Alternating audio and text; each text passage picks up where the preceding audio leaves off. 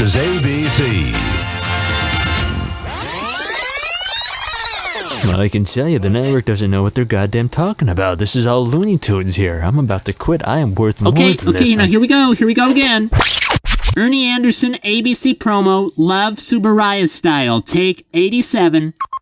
In the fine tradition of catmen stalking poodle-pterodactyls, shape-shifting space slugs trying to win back the hearts of their hamburger truck wives, not King Kong Lives. And whatever the deal is between Auntie and the Second, comes another romantic comedy in the sick and twisted Tsuburaya library. Tonight, Darrgon, the manliest and most naive of the Darkness Giants, is in love with Yuna Shizuma, the cutest of nepotism pixel dream girls. Here tonight on Love Tsuburaya Style.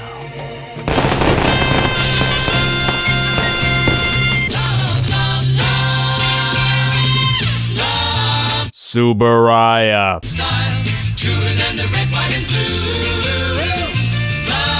Tsuburaya. That's me and you. And on a star-spangled night, my love, come to me. You can rest your head on my shoulder, while by the dawn's early light, my love, I will defend your right to try. Love Tsuburaya. That's me and you.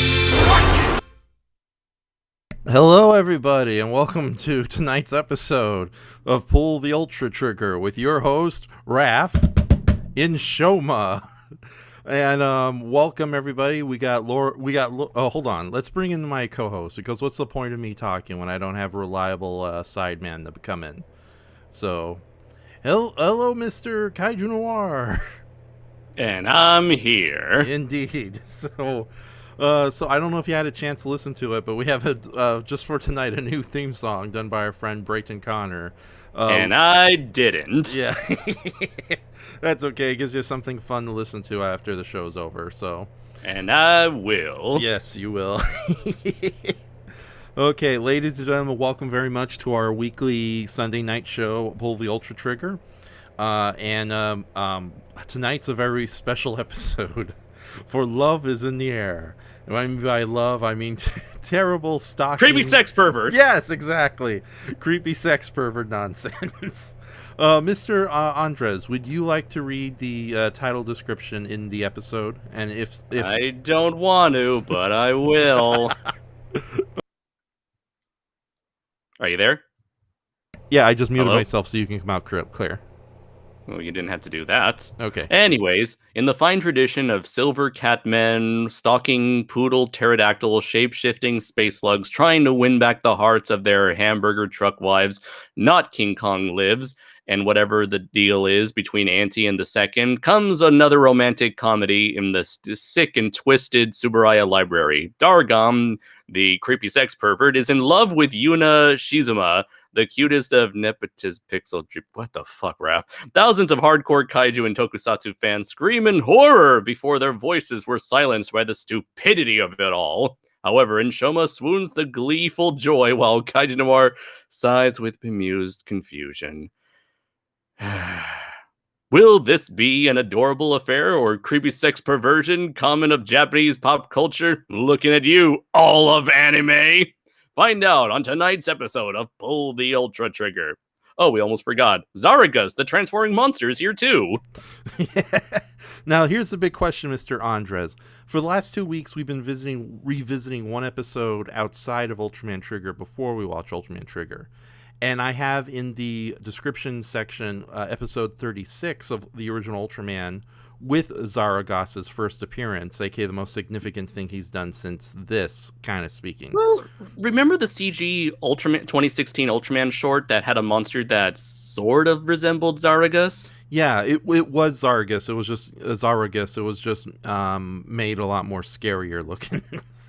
Mm-hmm. So, but with that said, do you want to revisit episodes 36 of Ultraman or to see Zaragas? Absolutely. Okay, yes. Awesome. All right, let's check out Zaragas' first appearance. Let's introduce these folks to Zaragas' first appearance before we show off his latest appearance. Indeed. So, and Mr. I love that we've now turned the show into a full guide to the world of Ultraman based on some of the wonderful comments we've gotten from our viewers in recent episodes. And I like to think of you and me as like, I am Chiron, the boatman of the River Styx. You are Virgil from Dante's Inferno, and we're going to have a wonderful picnic, and I believe the fifth ring of hell, where all the wonderful centaurs and minotaurs live, and everything's pretty cool except for the Blood River, where all the tyrants and army men of history have burned, because that's where the where do the tree people come in? I think that's one of the upper levels. Ah. Yeah, nobody likes to talk about the fun level with all the minotaurs and centaurs and war criminals. No, they do not. No, they don't. It's always got to be the frozen Satan at the bottom, or all the swirling swirls of lustful people. Okay, that literary reference got out of the way. But yeah, let's see. We got Laura, we got Goji Shea, we got Brayton Connor. And who else is here with us tonight? We got Tokupunk Production. Tokupunk. Hey, Tokupunk. So, and we might be getting more people in the chat. However, I want you to know that if Andres, if they all start screaming Kamen Rider Guido is the best show ever, just ignore and pass over them. Because I think I caused a bit of a fire over at Matt Briquette's channel. So. Oh, Raph. Oh, no, me. So also, I like, again, it's not a Raph and Shoma live stream without me screwing up horribly in some way. So I'm sorry when I was playing the pre-show music, you got like a weird stereo thing going on. But hey, at least it's better than actually having it in the show itself. So, but God damn it, Ralph. Yes. All right, so before we watch episode 36 of Ultraman, which is located in the description, ladies and gentlemen, if you want to open that up early and get onto the 0 mark, how have you been doing lately, my dear co-host? I've been doing great. I actually watched the finale to Getarobo Arc last night and talked about it a little bit on Facebook, Okay. if you don't mind me giving my thoughts on it. No, I think we can do a little bit of, as long as we don't go over a full half an hour. Yeah, go ahead and share. Don't worry, I'm not you, Ralph. Oh, okay. F you. So earlier in this series, I talked about Getarobo Arc, which was the animated adaptation of the final chapter, the unfinished final chapter of the Getarobo saga, which was left incomplete after the unfortunate passing of Getarobo's creator, Ken Ishikawa. And so, as they created this animated version, they had Go Nagai, pretty much his best pal, come in to sort of whip up a new ending.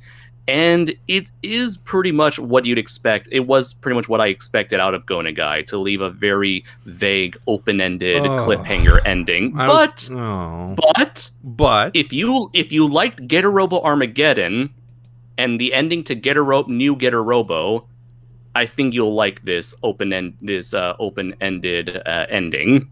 I know. So this is what I wrote down. They took the ending in a direction I sort of knew was coming, but the execution was really moving. As abruptly as it ended, the post-credit scene that followed felt really satisfying. Like the ending to the Getarobo Armageddon OVA, it felt conclusive while also leaving things very vague and open-ended in a spectacular way, basically telling you the battle is never over. Go Nagai outdid himself, honoring his late friend's unfinished work with this new conclusion. As for the 13-episode series overall, despite its production hurdles and short length, I felt like the anime did 100% justice to Ken Ishikawa's incomplete final chapter to his Getarobo saga. Not only did it manage to adapt the story in its entirety, but the series also added numerous deep cuts to the entire history of the Getter manga, along with references to its various adaptations. It was clearly a series made by Getter fans for Getter fans. Okay. Hashtag believe in Getter. Okay, I'm glad. I'm a little less forgiving of open-ended, ambiguous anime endings because, especially after it's like we watch like hours of interviews with the creators and they're like, I don't know, we didn't feel like finishing it. So, well, again, I'm willing to give them an excuse because this was never finished to begin with, and my idea, I would like to think that they were hesitant to create a definitive ending to a man who is no longer with us, for a man's story when he's no longer with us. So the only way to add on top of the open ending was with another open ending. I totally understand where you're coming at, but at the same time, it's hard for me to get totally on board with that because my cynical side is like, oh great, Mr. Go Nanga, what is it? How do you say his name again? Go Nagai didn't want to do his homework again, and he's using some excuse not to do it again. So, but that's just me though. And since you are more in tune with this whole Ultraman, Getarobo. You're the one into this Ultraman stuff. Yeah, I know, but you're the one all into the Getarobo since he is basically your favorite mecha of all time. So he is probably number 3. Followed, 3. And if you want to know my top 2, you can check out my top 15 giant robots in fiction over on my YouTube channel. Okay, awesome. But yeah, you are way more knowledgeable in the Getarobo franchise. So if you think it ended on a good note, then I think I will take your word on it. So, yeah. Okay. Awesome. So, and speaking of which, in the description section, please check out I've updated Mr. KaijuNoir's various links by adding the Draco's little Twitter account, as well as where you can find his comics on Comixology, Amazon, and his Facebook account. I unfortunately couldn't find your Instagram account, but I'll add that next time. It's on KaijuNoir, at KaijuNoir. Okay, awesome. And also, I reactivated my Patreon account, and if you guys want to support me in any ways, please do. I will be putting up a tier later tonight or tomorrow, which actually supports this show directly, and it will be half the money will go to Andres here in the future, as well as What?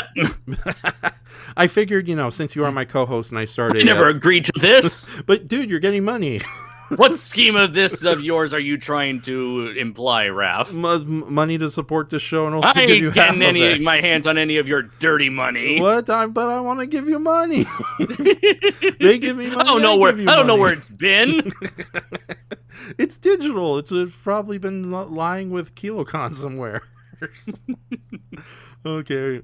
So, but but other than that, there are some tiers right up there right now if you guys want to check and support, because whatever money you're willing to give us will come to support the show and let me do more live streams and podcasts in the near future. As well as if you want some art commissions, you'll find some really cool tiers up there at some pretty affordable prices. So, but yeah, I just want to make that up off the top of the. Just wanted to make that. Wanted to let you all know off the top.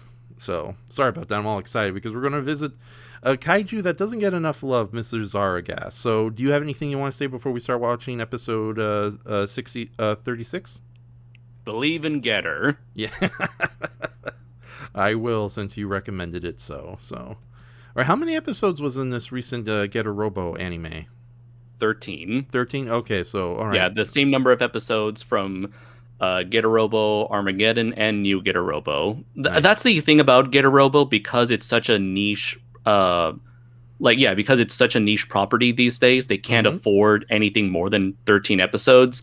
So on top of it being on top of it being a very short series, it was also a rather cheaply made series, but it was cheap because that was like literally the most they can acquire. Hence why all the majority of the robots are animated in CG, and why the characters would often look off model at certain points. But when the animation needs to be good, it looks damn good. Okay, that's good. So it's one of those things where like I appreciate their work for making the best out of what little they had.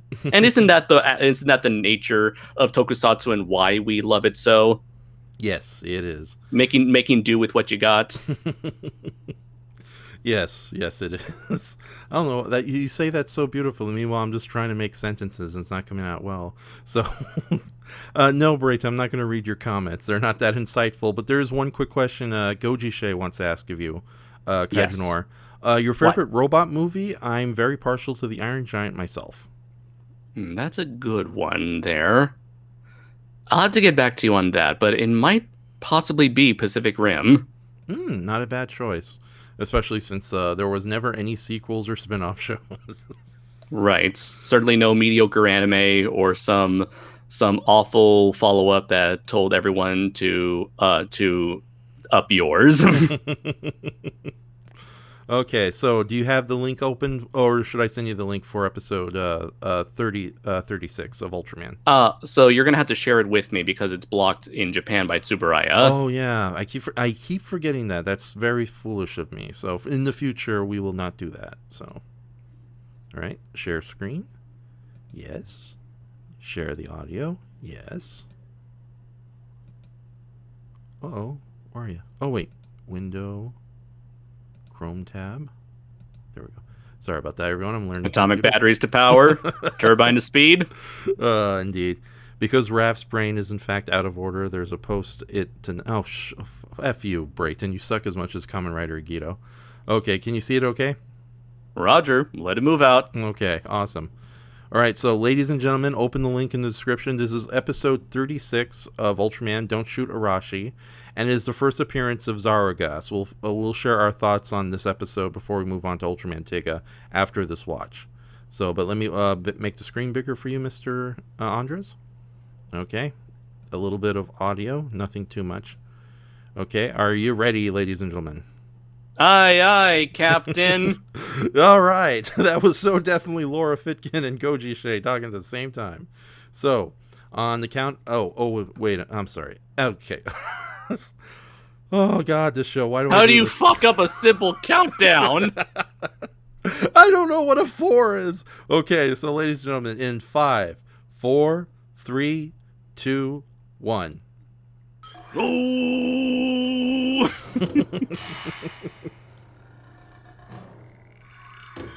Raph, you put on the wrong program. It says Ultra Q. Aww.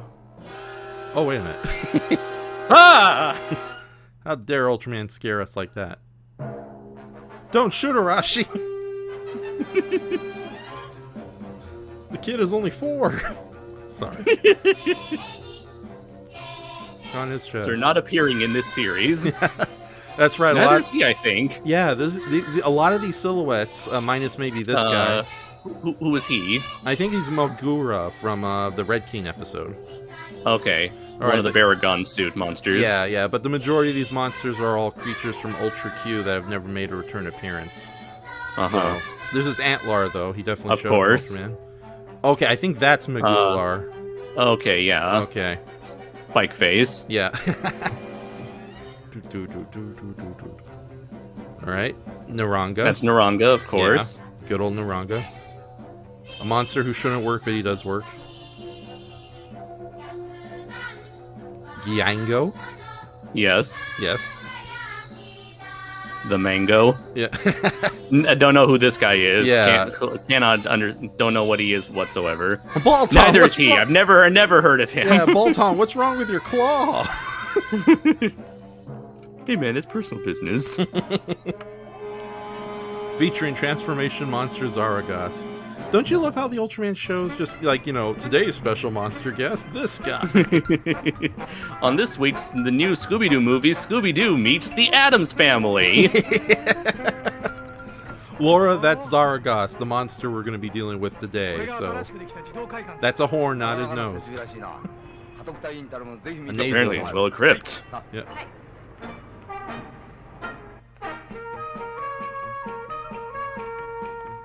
Remember, guys, no funny business. Now we're here to kill giant monsters. In our orange tight suits. Right. I think this is the first time we ever watched the original Ultraman together. Especially on this show. Really? Yeah. Oh. Sound more excited. Oh, yeah, damn it. No, better yet.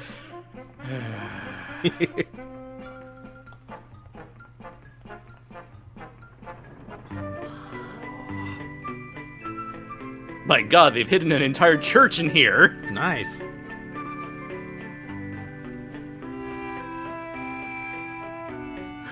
Ooh, looks like a castle.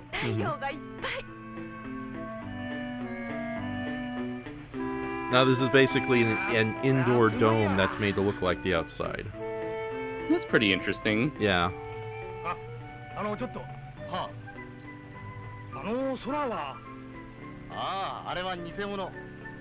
I have to wonder if a lot of these really cool locations they filmed on are still around today.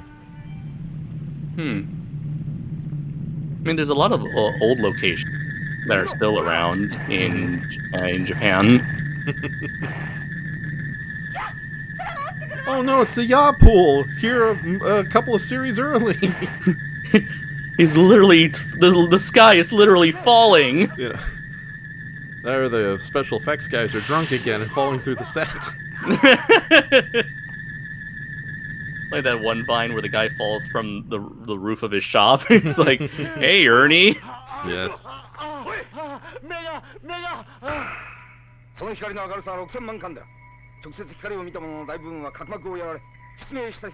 Goji says, I love the 66 Science Patrol. They're basically the kaiju version of Ghostbusters. Oh yeah, most definitely. Yeah. Better funding. Kaiju Busters. Yes. Ironically, there was an Ultraman game called Kaiju Busters where you were an intergalactic version of the Science Patrol hunting monsters. It was like an SD version of Monster Hunter but with Ultra Kaiju. Yeah, I actually have it. Oh, nice. Although I haven't played much of it because Okay. it's all in Japanese, so navigating the menus was a little difficult on my end. 僕の4年間の研究が実るんです。キャップ、この仕事を続けさせてください。よーし、わかった。それじゃあ、早田藤原氏、パトロールを頼む。はいはい。 Yeah, it looks like my dad car. 東京上空に現れた謎の光を追って。 I wonder if it's a Chevy Impala. You're probably right. I know if my dad was here, he would instantly recognize the car, and it's like, I know that. Why did they dress it up? Look how badly they're treating it. They didn't even wax it properly. Yeah. What is that, spray paint? How dare they do that to a car? Yeah. Paint it. Bah. みんな謎の光のことを忘れかけていた。再び平和な日がやってきたように Yeah, right. Not in Japan in 1960s, ladies and gentlemen. Remember, if it goes away, it means it never happened. Yeah. Like World War II. Oh, wait a minute. Damn it, it didn't go away! Ah.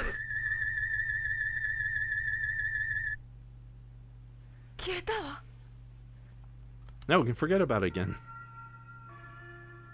Wait a minute, is that the Los Angeles airport? It looks like the same structure. I know it's a model that doesn't exist in the real world, but I think they may have based it on the Los Angeles airport just to make it all look cool. Oh no, it's Red Smoggy from Ultraman Jonas. Hey, Doomzilla. How you doing? Well, this is a very good shot. Yeah. So is this. Mm-hmm. Doomzilla, I'm sorry. A while ago we started watching episode 36 of the original Ultraman with Zaragas. So I'll try to count down it. The link is in the description. I'll try to count us down on the minutes. So we're at 6:36, 6:38, 6:39, 6:40, 6:41, 6:42, 6:44, 6:45, 6:46, 6:47, 6:48, 6:50. I'm not gonna do it anymore. You missed out. I think he's got the picture. Okay. Damn it, Arashi! Didn't you read the title? It said "Don't shoot." I'm blind. Now I can play jazz music. You know, I think that's one of the very few times they actually use their visors. You're right. Usually those visors are never used at all. I'm not counting anymore. I see.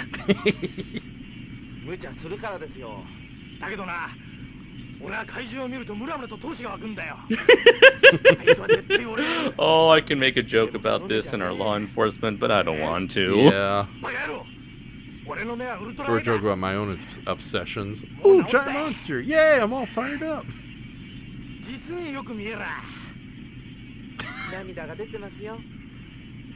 Shut up, all three of you. You big black blob over my eyes.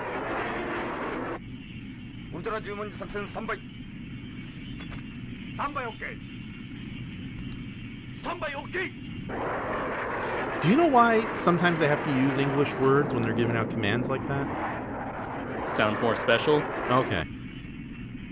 Sounds Although it's kind of funny that it's yeah, oh, definitely, yeah. Mm-hmm. And it's kind of funny that they don't use the whatever little English they use in their conversations, they don't actually put them in the English subtitles. Mm-hmm. Rather, they always put more natural sounding English in the subtitles. So if they were to say "stand okay," it just says "standing by." Okay. Because nobody says "stand okay." To them, it makes sense. To us, it just sounds weird. Yeah.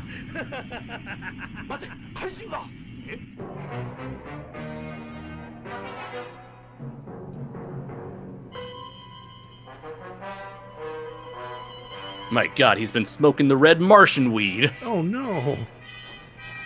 Damn you Martians, drug dealers from beyond the moon.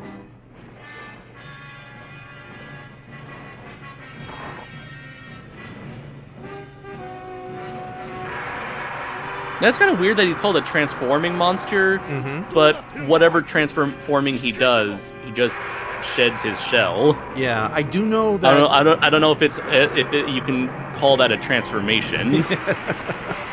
Well, I do know they play up with It's like if I were to take off my shirt, there, I transformed. Well, we do know you have a bunch of missile launchers across your chest. So what's that about, man? I tell you, man, it's private information. Oh, sorry. So, plus you use that to blow up jets. Take this, you. I'm Zaragas. Gundam. Sorry.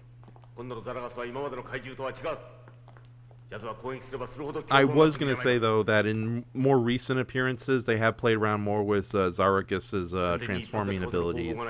But not by much. It's usually starts off with the shell, then the missile nipples, and then it moves on to a new porcupine-type formation they introduced in Ultraman Ginga. わかりません。我々家督隊に対する侮辱ですよ。我々が今までに怪獣に敗れたことがありますか。黙って見てろってんですか。 Oh, plenty of 何 times. のための家督隊です。 You still there? 上部からの命令。 Yeah. Okay. まさかキャップ、そんな命令を黙って受けてきたわけじゃないでしょうね。嵐隊の言い分ももっともですよ。僕だってやっとこれが完成したっていうのに使うななんてひどいですよ。説明しよう。現在までの調査結果を Going over the findings now. ザラガスは We discovered that Zaragas has high resistance 非 to 常に強い attack. ことが分かったのだ。一つの攻撃を加え When る What does attacked, this mean? It means we're fucked. その攻撃に耐えられるように it alters its body to be resilient to it. カメレオンは They say chameleons change their color to match their surroundings. ザラガスは攻撃を But the more Zaragas is attacked, the stronger his defenses become. しかし博士、この QX That's the explanation. We're sticking to it. 与える前に倒せると思います。一発で相手の脳細胞をやっつけてしまうんですから。いで。嵐。 Holy crap, the captain has the ability to stop the soundtrack. しかし、すでに総合防衛委員会の決定は下ったんだ。いかなる攻撃も認められていない。これは命令だ。命令はあくまで守らなければならん。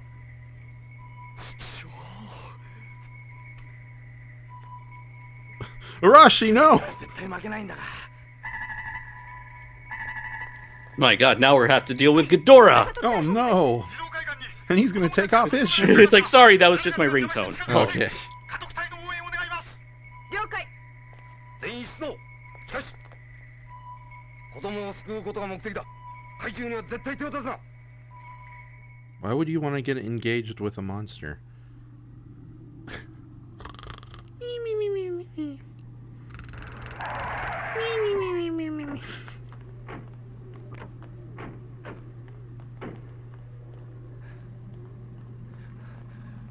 Yo, ザラガスめ。ゴルちゃんたちは中にいるんだよ。お願いだ。早く助け出してください。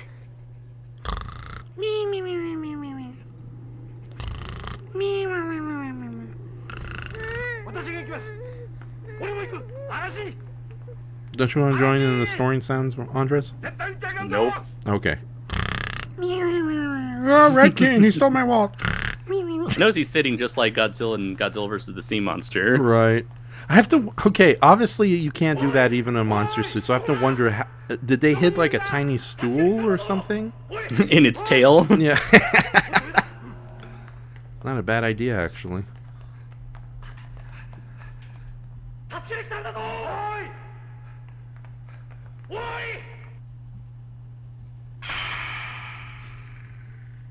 Oh, what? I'm in this episode. ザラガスが動き出しました。もう少しおとなしくしててくれればいいのに。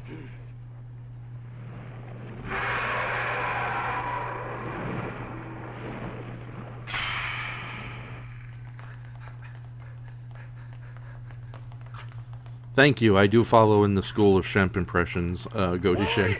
おーい。どこにいるんだ。おーい。おい。おい。助けに来たんだぞ。おい。おい。どこにいるんだ。 Brighton says, "Can I pull the comment section? What's worth, Raph's comedic snores or the Raph as Tim Curry?" 助けに来たんだぞ。あ、いたぞ。おい。 I do appreciate them putting the weird echo sound, since this is technically supposed to be the inside of a dome. Right. That's Yeah. true. Yeah, but do you think the lack of like sound effects or the water fountain kind of destroys the effect? No, I don't think so. Okay. 俺がおとりになる。その間に逃げてくれ。よし。 Oh no, Arashi. You took my eyes, I'm gonna take yours. Just leaps at the monster's face and starts attacking it like a poodle. こっちだ。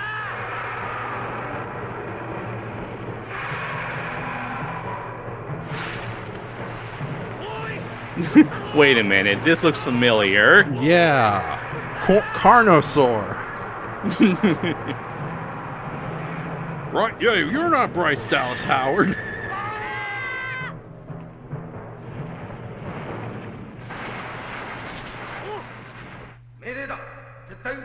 It's an order. You can't shoot. But I still want to kill him.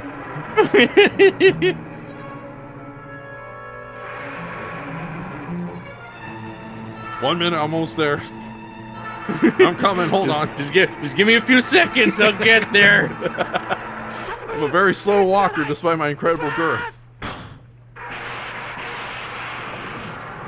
Oh, Arashi. Damn it, I gave you one order, Arashi. You could have ran away and got the monster's attention. I told you not to do something. That's the easiest thing for any human being to do. Well, it's been real, folks. And now I die. Oh, wait a minute. I forgot I transformed. With a vengeance!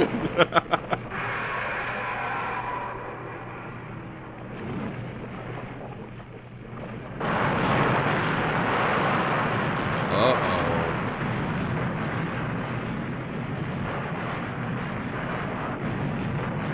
Doomzilla says, oh no, Zaragas' vision is based on movement.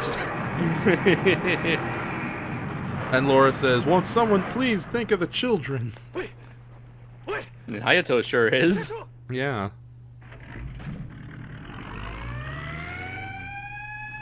Arashi. Skinner! 目撃して分かった。しかし命令はどんなことをしても守らなければならん。韓国特捜隊員の資格を停止する。 Uh-oh. 次の命令があるまで Turn in your silly orange jumpsuit immediately. And you're licensed to camp and kill. しかしちょっとやってる。隼人が倒れて今、さらに優秀な隊員を失うことは私も伝える。しかし、命令違反は見逃すことはできない。見ろ、ザンガス号。奴はますます凶暴になってしまった。 How do you think I trained my my student Takeshi Hongo? Same actor, by the way, for those who didn't know. Yes, from the original Kamen Rider, a show that does not suck, unlike Agito. Goddamn Agito. Agito, whatever it's called.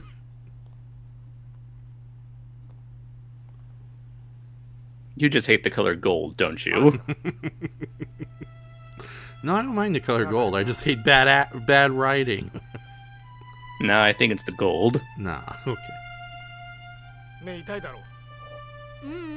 僕、ちっとも痛くないよ。家督隊のおじさん。 Name's Arashi Kid. なんだい。 Oh. 私の目、また見えるようになるわよね。きっと治るわよね。 Sure, kid. I would love to see this draft toy with my own eyes. 家督隊は強いもんね。 Get it because it's a dog toy.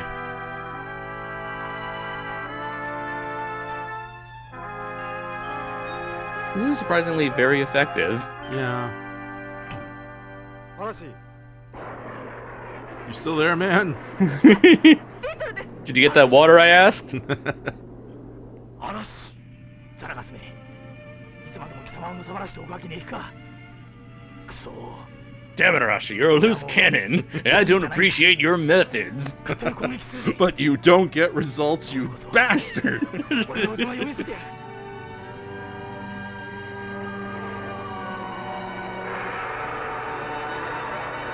Nick Fitkin says, you'll see just as well as that dog you're holding, little girl.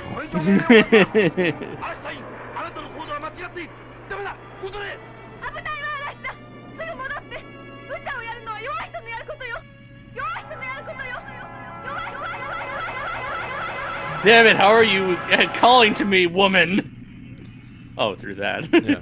There, that fixes It's like, what are these voices in my head? Oh, it's the radio. Then the echo starts again, but you just see Fujiko just behind Arashi, just like, you know, doing the weird voices. Weakling. Oh god, he's gone mad. Oh my god. Beats up all. Where's the tranquilizer? Oh no. In real life, you know, there'd be like 15 nurses and security guards chasing after Hayata right now. Yeah.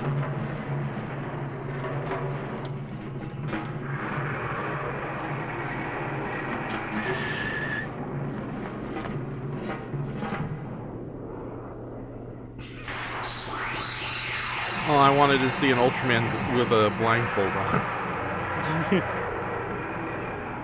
Oh, you're new. Time to eat some airports. I don't know what this is, but I got it and I'm not afraid to use it. I got a Tupperware party. What do you think?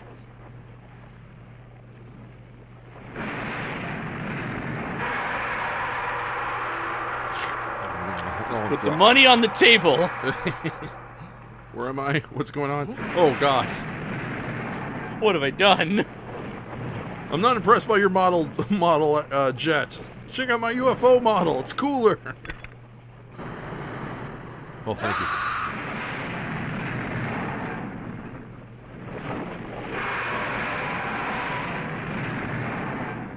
I know he's trying to smother him. He's trying to reenact the ending of One Flew Over the Cuckoo's Nest. No! Juicy fruit. Juicy fruit. Oh!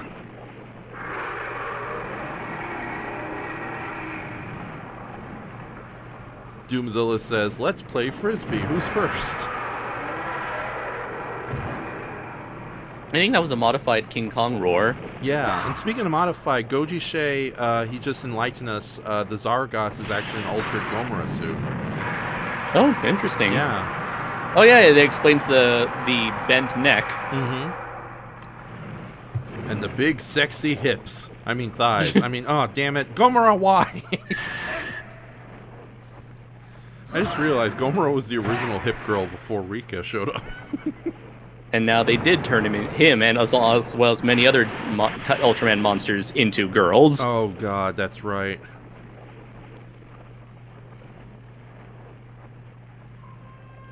Uh-oh, Ultraman's blind. I can't see through this mask. I mean, I can't see more than usual out of this mask. He's as blind as Doctor Who, the producers of Doctor Who.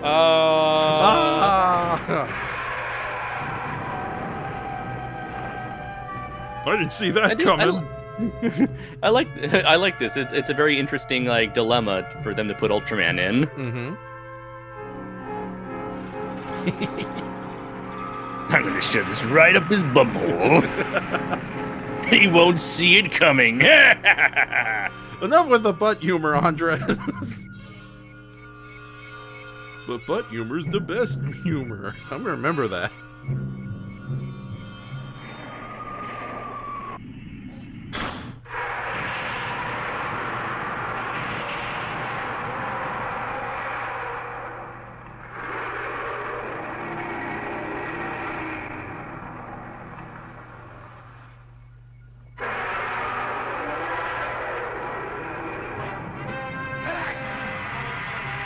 Oh, I didn't even notice they turned his Ultraman's eyes lights Really? off. Yeah. Oh, what do you mean, really? Just how quickly they... It's obvious. Oh, I know, but I didn't even notice that happen when he got blind. They fucked him up real good. Oh, yeah. There goes his questionable-looking nasal horn.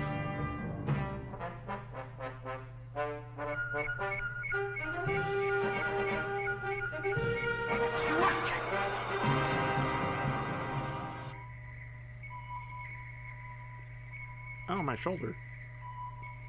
Arashi, you're still suspended. But since this is a Monster of the Week show where everything must return to the status quo, your suspension is only 1 day. Nice. Arashi gets out of it again. 自分で納得するまで何遍でも繰り返す。はい。科学特捜隊員はいかなる場合といえども命令を守り、命令に従って行動し、自分に与えられた責任を果たします。科学特捜隊員は命令を守り、命令に従って行動し、自分に与えられた責任を果たします。科学特捜隊員は命令を守り、 An SCP member will always obey orders and act on orders to fulfill their directive. An SSSB member will always obey orders and act on Protect orders. the innocent. Obey the law. Do not piss off OPC. Employees.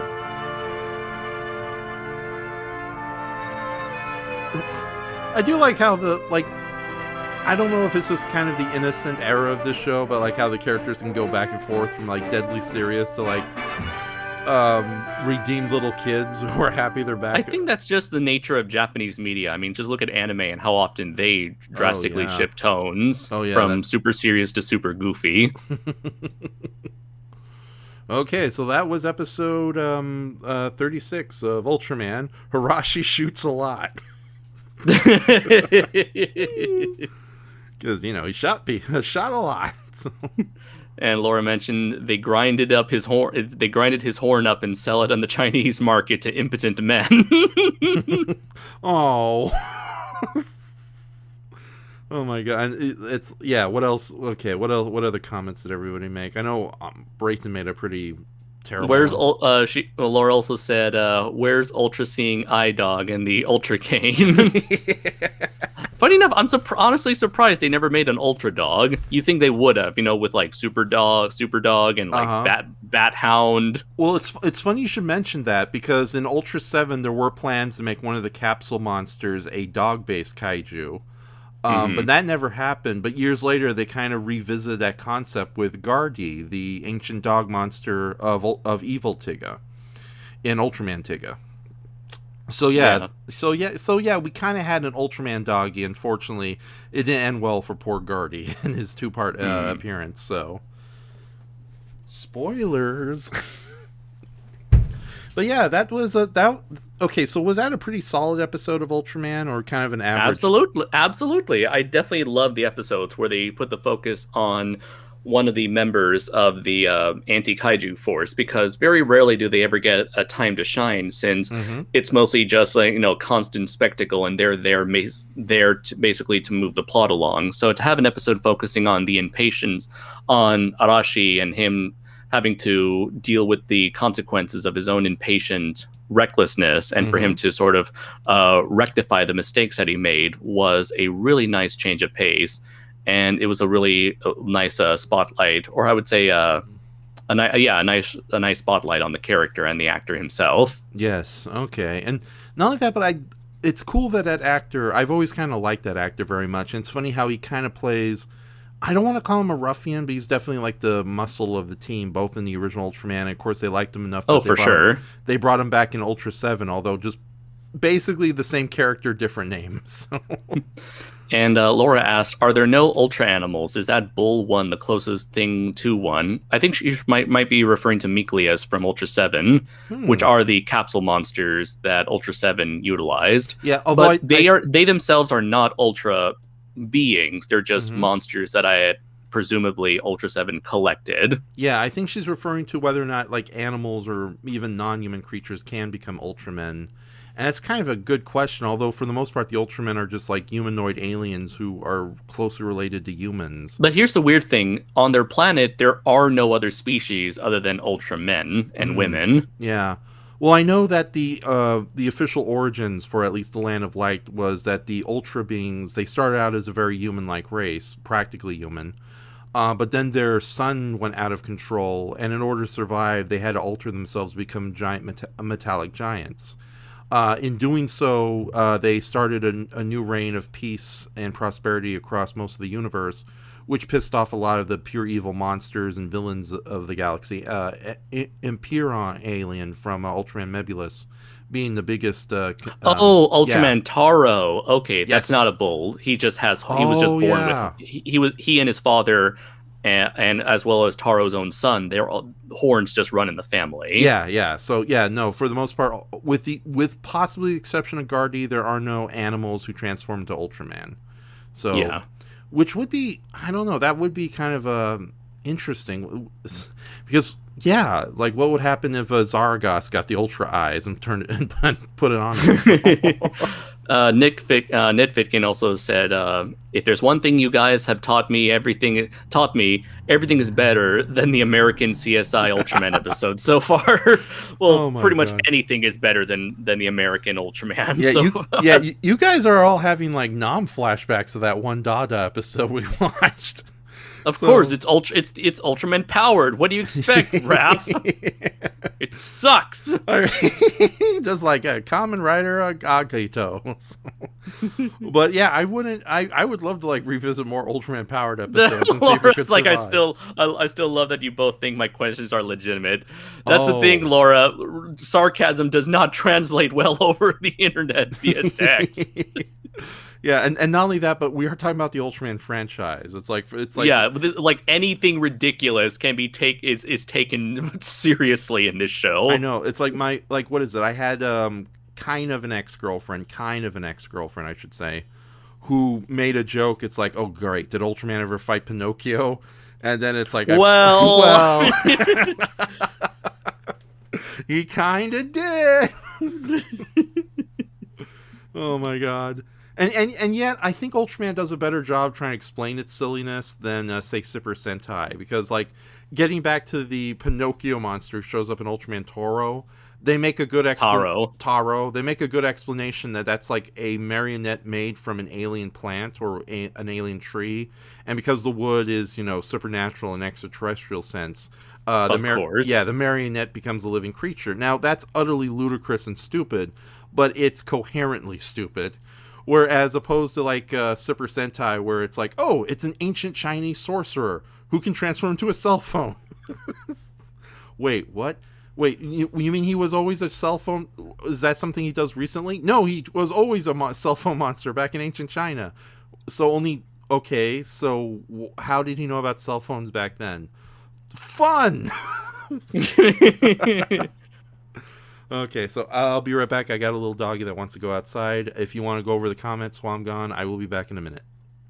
All right. So then Brayton also mentioned anything is better than Ultraman, but nothing is better than Waffle Man. Yes, indeed. Which is a reference to a very old conversation we had on the audio synchronicity streams on my channel. Right. Which we used to do at one point. Yeah, and a wonderful little audio play that Brayton helped. So I'll be back. Indeed. Yep.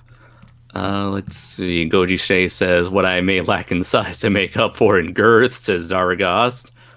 Let's see. Zoomzilla says, so with a few moments of chewing out, what was the kaiju doing during said rant? Dancing. You'll see just as, Raph read that Nick's comment there. Let's see here. Laura mentioned they used to put stools in women's bustle dresses back in the day. Maybe they stole the design from monster suits. Let's see. His horn looks like a rotten banana. Yeah, I can see that. Yeah. I thought you said you were going. No, I just decided just to leave the door open so the animals can go back and forth. Okay, oh no, here and comes a bull. That's red and silver. Get out of here, bull. And then the last comment from Laura says, "Is she your wife? She did. How do you have kinda an ex-girlfriend? You've been ghosting her for 20 years, Raph?" No, it's somebody I knew online for a good year named I'm not going to Christy. So she's God real. Damn it, Raph. Yeah, but no, we attempted to go dating and it didn't really work out. So. And Goji said Waffle Man's where Boo originally appeared, isn't it? I don't think so. I'm pretty sure Raph invented that character prior to this. Yeah, Boo was a part of... Actually, this coming Tuesday night... Boo was originally a character from Dragon Ball that Akira Toriyama originally invented. I just reused the name, okay? No, what happened was Boo, the little gray alien girl that we use a lot in our comments... on our kind of comedy-related works. I will be talking more about her this Tuesday, since I'm doing a one-man late-night live stream where I just go over various original characters. And I figured it'd be better that way, because every time I try to bring up original characters during the regular live streams, it just angers you, and Brayton more so. God damn it, Ralph. My name is Ralph. So yeah, I'll be doing that. But yeah, Boo appeared way earlier. I think I came up with her like in the early 2000s. But as for the, I wasn't aware of Majin Buu when I came up with the name. So it was just a play on, it's like, oh, our little Boo. But instead of B-O-O, it's B-U-U-U-U. So. And right now... In other words, what you're saying is there's only one more U. Yeah. Yeah, exactly. So... I knew she wasn't Majin Buu. Laugh L-L-O-L. So, but anyways, as you can see, Zaragas is asleep, so we should get back to the main show. Unless you have anything else you want to bring up, Mr. Andres? Nope. Nothing at all? Nope. Okay. Nope. Do you like ice cream? Nope. Do you hate ice cream? Nope. I'm confused. Yes. Oh no. Okay, so tonight, can you watch the episode of Ultraman Trigger on your end, or do I need to share it again? No, I can watch it. Okay, excellent. Let me open the link on my end. So, we're about to go into a magical journey of love and romance. And creepy sex perverts. Yeah, so I've yet to really watch this episode beforehand, so let's make a little bet. I think this is going to be a strangely sweet episode. Do you think it's going to be a creepy, oh yeah, the villain should not be chasing after this little girl? Yes. Who's barely 18. Right. Oh god. It's all hilarious that he waited until after her 18th birthday for him to start excellent. Stalking her. Well, I hate to say it, she slapped him before her birthday. Oh god. I don't know. Okay, so beyond the terrible, oh god, implications. I almost said complications. Same thing. Complications? There's plenty of complications here, Ralph. Oh no! What have we done? Doomzilla says, "Shenanigans ahoy!" Yarg. Yeah, and Brandon Connor says, Brandzant Films says, "I hate ice cream. I hate dating. Hence, I'm the prime Ultraman demographic." Oh my goodness.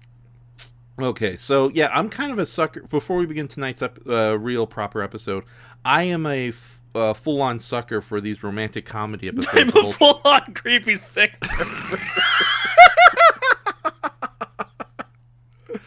Oh no! Well, have you seen his deviant art? I know one comment earlier from Brayton when I had the picture of just a close-up of Zaragas' face with his giant droopy horn nose. He says, "Raph, is this one of your characters from your other DeviantArt site?" Okay, I would never ever do that. So, or would I? Again. But here's the thing: I've always had kind of a, I don't want to say guilty pleasure, because I openly admit that I love the kind of more comical, especially the romantic comedy episodes of Ultraman, and there's been a long tradition of that going on. I referenced some of them in the description, in the opening narration, but I did not do all of them because there are so many more. Because I forgot Ultraman X. He got stalked by a cycloptic cat monster who fell in love with him. I remember that. Yes, indeed. So, and then of course there was the whole love triangle between Ultraman Father, Ultraman Mother, and Ultraman Belial, which was put into further detail with the recent earlier this year or last year, the Ultraman the Absolute Conspiracy miniseries. Probably last year. Okay, because I know if you look in the descriptions, Tsuburaya Productions recently put a feature-length edit of the Absolute Conspiracy, both the English version and Japanese version. So if you guys want to check that out, go ahead. But yeah, it's like, and I think I have Ultraman Towards the Future to blame for my love of romantic comedy farces in Ultraman, because episode 9 of, I think it was episode 9 or 10 that infamously had Tourists from the Stars with Rugolo, the shape-shifting giant slug alien who's trying to win back his wife, who's also a shapeshifter, but she chooses just to stay in a human form. So, but anyways, let's gush over this terrible idea. All right, are you on 00, Mr. Andres? Unfortunately. So, ladies and gentlemen, hold on. Doomzilla says, "So you like creepy sex rom-com?" No, oh god, let's just stop. Let's get out of here and let's do this. Oh, this episode's gonna be used against me in the future. So I'm on 00. How about you? Yep. Okay, so let's begin tonight's episode. Episode 10 of Ultraman Trigger, the New Generation Tiga, Wavering Heart. So, oh boy. Owner of a wavering heart. Okay, 3, 2, 1, play. なんだ今から30年前の出来事だ時空の渦に飲み込まれた何も知らないこの地球に降り立って不安だらけだったこの私をずっと支えてくれたユザレの末裔としての運命が待ち受けているわ母さんの形見だ This dimension was filled with toy commercials. I was very unfamiliar with it. Right. What second are you on right now? 32, 33. Okay, tell me when you're 39. 39. Okay, thank you. Now we're synced. Ah! Ah! Creepy sex pervert. Oh no! Excellent. 覚醒は近いようですね。これは楽しみです。18. Oh. Awakening. Not like that, Darrgon. Oh, he was sweating too. Oh 人 no. 間はあなたたちなんかに負けない絶対に我は我に問う。この思いは一体何なのだと。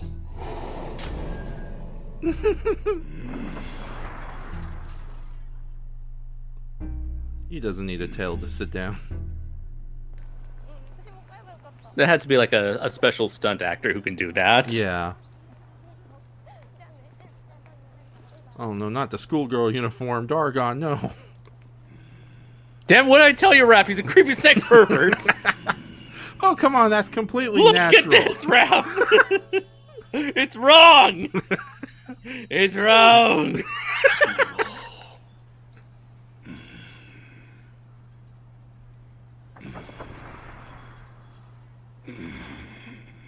Meanwhile, he's like, hey, who's that stupid looking cosplayer over there?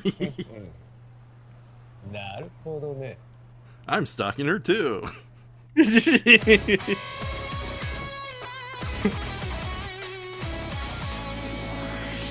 Yeah! Opening music!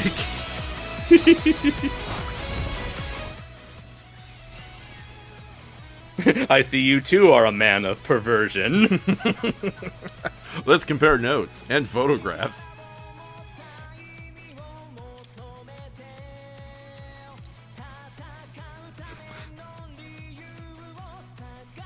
Laura Ficken says he already looks like he's in jail. Nick Ficken says, don't buy the toy of him discovering his king. Oh my god, that would be so great to have like a miniature Darrgon toy, just so you can put it up anywhere and it looks like he's looking at you creepily.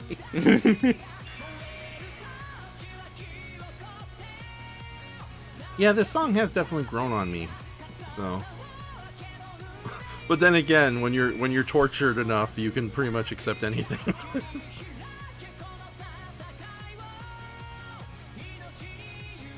Nick says, watch out, there's some sweet tea and cookies hidden around there somewhere. Oh!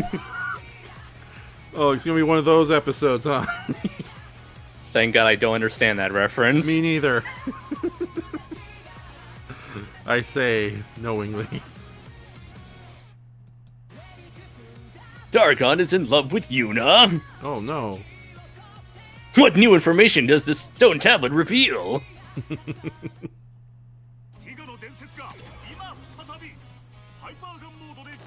Now you can use your dad's toy as well, along with your own. Oh no. I can imagine like a father who grew up on Ultraman buying these toys for his son, most likely his son, and is be like, what's all with all the talking? Why is it there? It's in English. Back in my day, there was no talking, not counting the narrator explaining everything that was going on. Aw, damn it.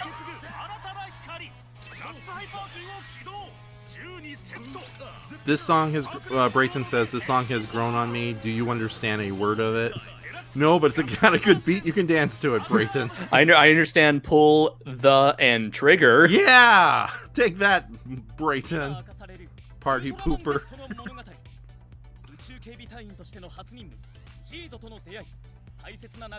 Nick says, hey there, villain, have a seat. I'm Chris Ultraman.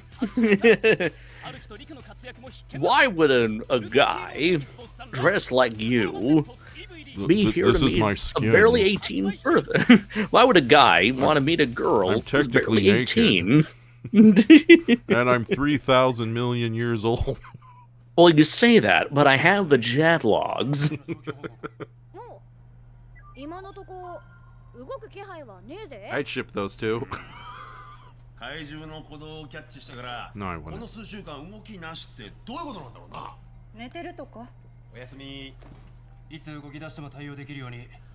Brayton quoting you says, I'd buy an Ultraman toy for my son. Must be a very, very popular cover story for a lot of grown adults.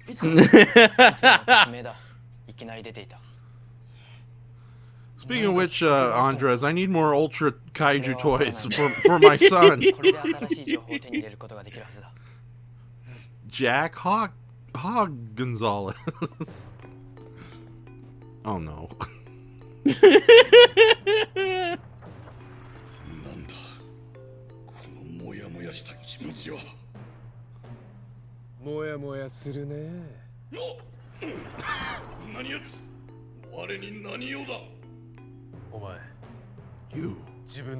know what this feeling you're feeling? What? Lust. Let me tell you. That's love.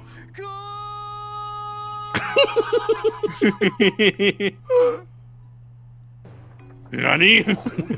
Love, what is love? Baby, don't hurt me. Don't hurt me. No more.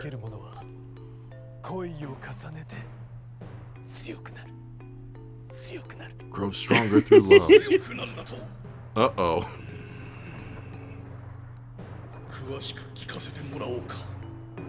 This is like telling a little kid the concept of playing house and they get way too excited about it.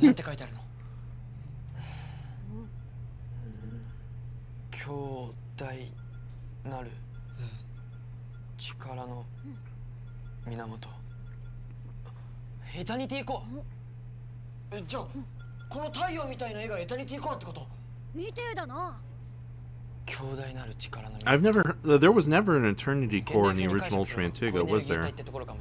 And as far as I know, nothing. Okay. It was mostly like a Monster of the Week series with hardly any elements. Yeah. The backstory, yeah. Well, this one tries to go for more of that serialized route. Yeah.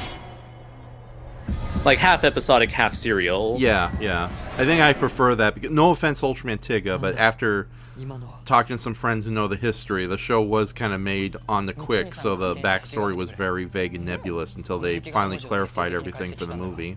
Ultraman. And also, we never really had any serialization, aside from like Ultraman Towards the Future, and we didn't get one proper until like maybe around Max or Mebius in the mid 2000s. Yeah, I would argue maybe Ultraman Gaia started to trend a lot better. Monsters are appearing because the Eternity Core is becoming active.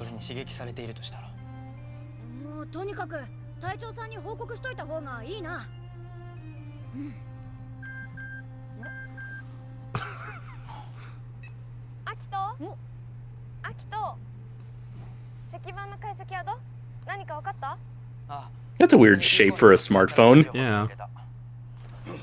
Oh god.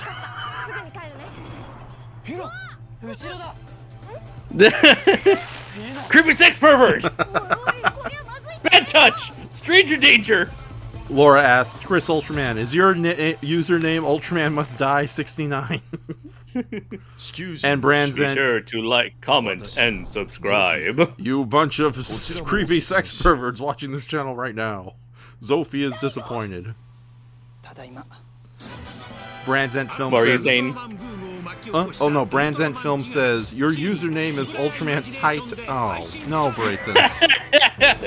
Brayton, no. No, sweetie, we're gonna have a very long talk about that. I'm gonna hate the after show chat we have in private where it's just Brayton yells at me for 20 minutes. God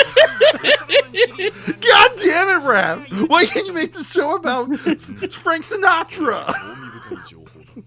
Hey, Raph, what are you doing? You gotta stop this ultra nonsense. I'm being voiced by Eddie Deason. Yeah, Eddie Deason, that's the most realistic sounding Brayton Connor I've ever heard. Yeah. Yeah, I too am Brayton Connor. Yeah.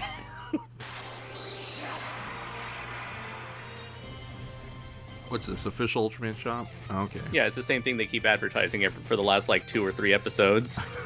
You know, I like to think there's a Godzilla model in there, but then I realize it's probably just an oversized coat. Oh, speaking of oversized coats. I don't know what that meant, I'm sorry. You know what you meant. Uh-oh. What are you doing? 壁ドンときめいたか What? He's trying to be his wingman. He's probably like talking to him. Yeah. He's talking to him through like a radio. Oh my god. Just like Sergino Djordjenak and his sidekick Angrus. No! No! No! Step away from her! Doesn't it make your heart beat? Doesn't it? She's going down! That's the wrong kind of falling. Oh. What did I tell you, Raph? It was for creepy sex perverts. She knew how to use that taser. You saw how she was flipping that thing? Uh-oh. Darrgon, no! Stop! That's not how hit pats work! Oh, come on! You can't grasp a girl's heart like a claw. Oh, Darrgon. Use the goddamn taser! Laura Ficken says, "What the fuck is this?" And then she goes, "No, no, no." Oh. Okay, that's funny. Yeah, that is funny. You saw how Agito, the guy... Can't you tell from my expression? It's like... Tell what? The hell about now? What's that? This is really smiling. There's a lot of good character humor in this show. その通りなんだそれふざけるな我が剛腕には決して勝てぬお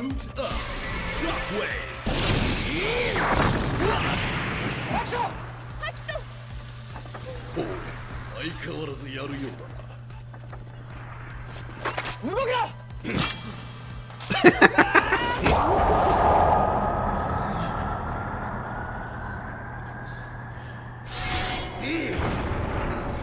It was at this moment that he knew he fucked up.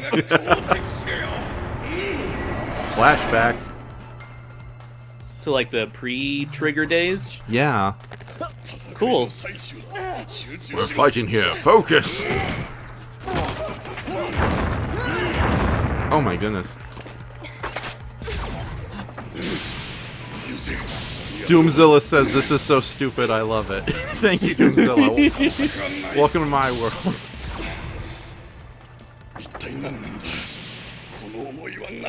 What is this I feel? What is going on? Uh-oh.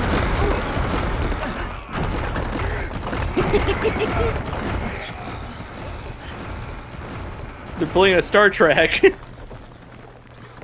Oh, Zaragas. What's going on up there? I hope it's not some creepy sex pervert stuff.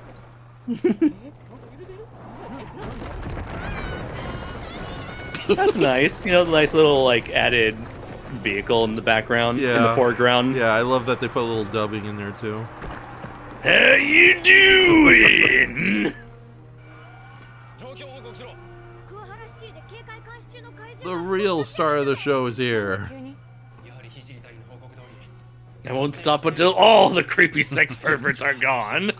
And given that this is Japan, means I must destroy the entire city! Go, Zaragas, go!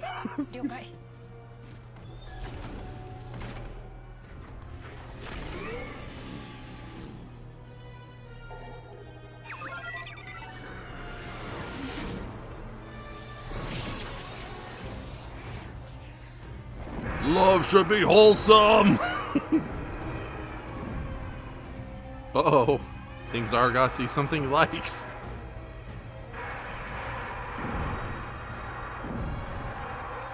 Call back! Sure likes his tools. Yeah. You know, I love that when Ultraman brings back monsters, they like to reference old things they've done. So it doesn't feel as ham-fisted as, like, I don't know, when they try to do references in mainstream Hollywood movies. I will say it's also really nice to see them done in slow motion because they couldn't afford that back in the 60s.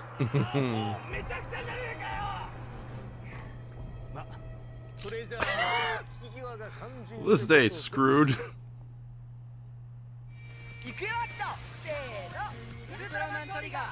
Now you can you can spend $100 on 3 episodes. Oh, ain't gonna do that.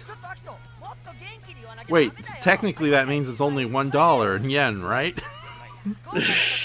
No. Oh. Laura Fitkin says, "I see my creepy sex pervert horn is glowing." and Brayton says, I don't watch any of these dumbass shows, but just hearing the audio in the background with Raph's occasional manic laughter is ... an experience." And Goji says, "And here I thought Ultraman was a nice, wholesome franchise." There's been way worse than this, right? I don't know, Raph. We both know of Kaiju Girls. Oh no! Oh yeah. Well, to be fair, and it's like not even the anime. I'm talking like the really sexually provocative statues they made afterwards. Oh god, yeah. Not to mention, who knows what happens in the manga. And of course, I wasn't aware there was a manga. Yeah, and of course there was that Ultraman Zeroth, and it's one of its more unsavory jokes at one point. 2 of them, actually. Oh, Japan.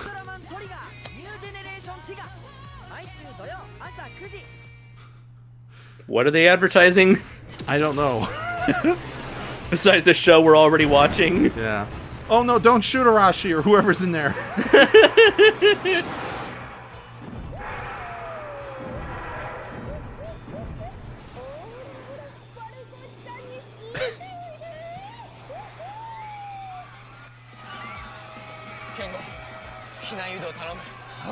So what do you know? Actual civilians. Something that was relatively missing in Ultraman CSI.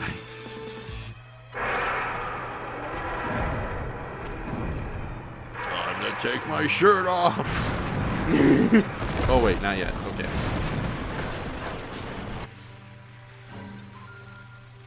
Oh? おとなしく地中に戻ったのか。怪獣日を特定できるか。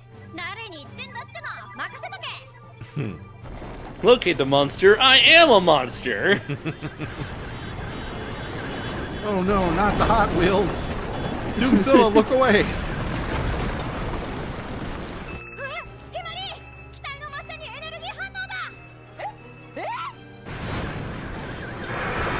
Surprise, motherfucker. Surprise, surprise, surprise.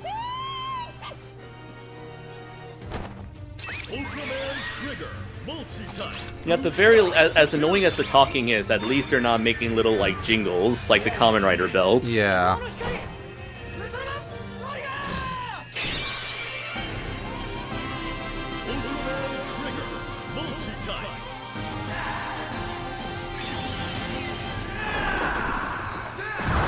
Nice. I've never seen that before. Yeah. My butt hurts, but it was worth it. I'm sorry, everybody. That joke's completely out of context by the visuals. Now I take my shirt off. Oh, sorry.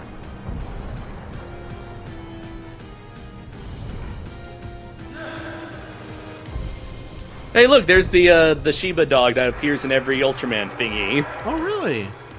Yeah. Well, this is a neat shot. Oh, yeah, I love that. That's really cool. Oh, the little Roomba! Oh, that's so cool. This is awesome. Yeah. You get to see an Ultraman fight from inside a model apartment building. Yeah. Really good details on the models, too. Yeah, yeah.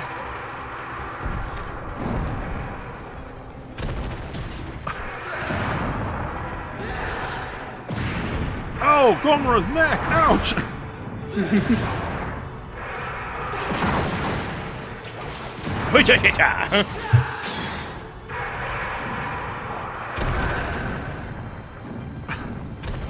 Doomzilla, the only casualty, your ass. break Brands and Films. My butt hurts, but it was worth it. The Break and Connor story. Wait a minute. This is gonna be, oh god, you guys are all a bunch of creepy sex perverts. The only one who's pure here is possibly Andre.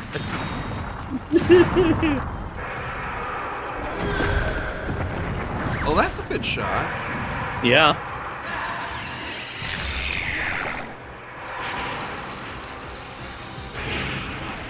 Oh, there we go. That's where you get our quote-unquote transformation. Check out my guns, Lee.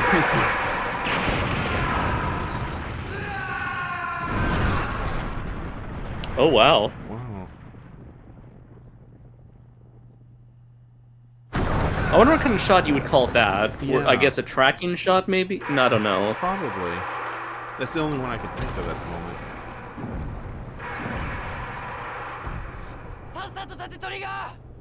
And I thought this was going to be a pure comedy episode. I wasn't expecting a very well-done fight scene like this. Yeah. And this is what I kind of wish we would have gotten from the Gargorgon episode, where the monster is acting of his own volition. Yeah.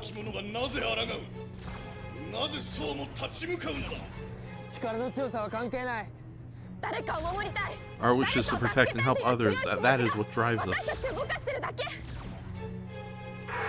Creepy sexual perversion's what drives me! Oh shit! This is a new power we've never seen Zaragas do before. Yeah, well, he's had porcupine things in Ultraman Ginga, but they've never lit up like this. So yeah, it is kind of a new power.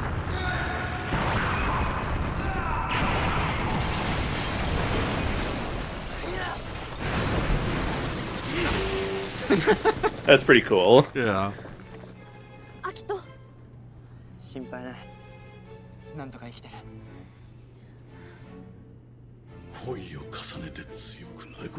The two grow stronger through love. A wish to protect somebody.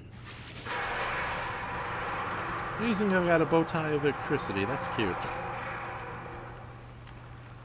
厄介な怪獣だな攻撃を受けると細胞変化させてパワーアップするのかだとしたら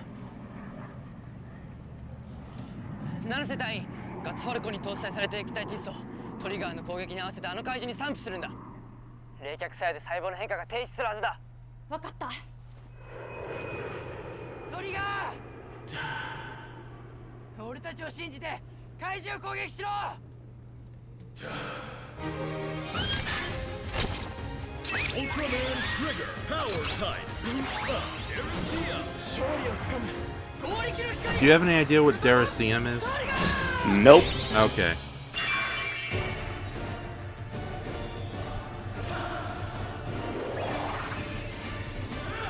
Ultraman Trigger Power Type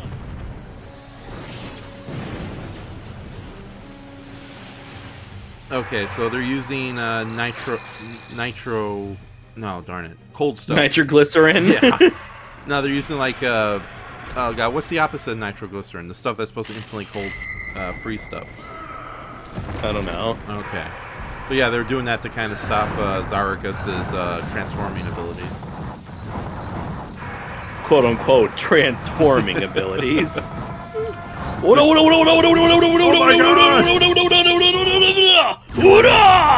are now dead.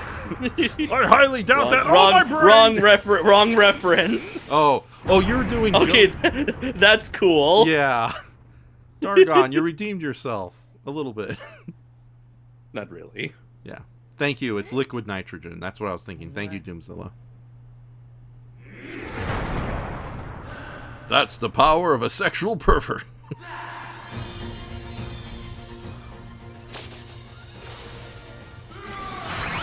Oh, he actually did the thing from Tiga. Yeah. Oh, that poor apartment.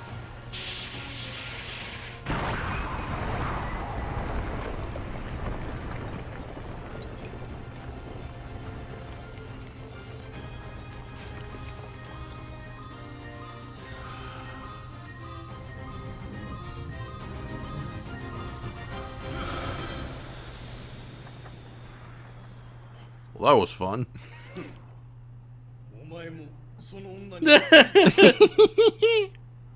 I will fight you for her.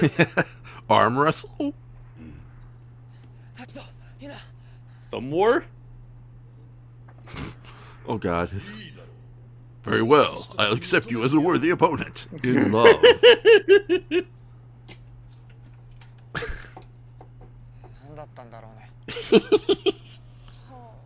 I love how, like, the main protagonist is just this, like, goofball who has, like, complete zero awareness of what's going on.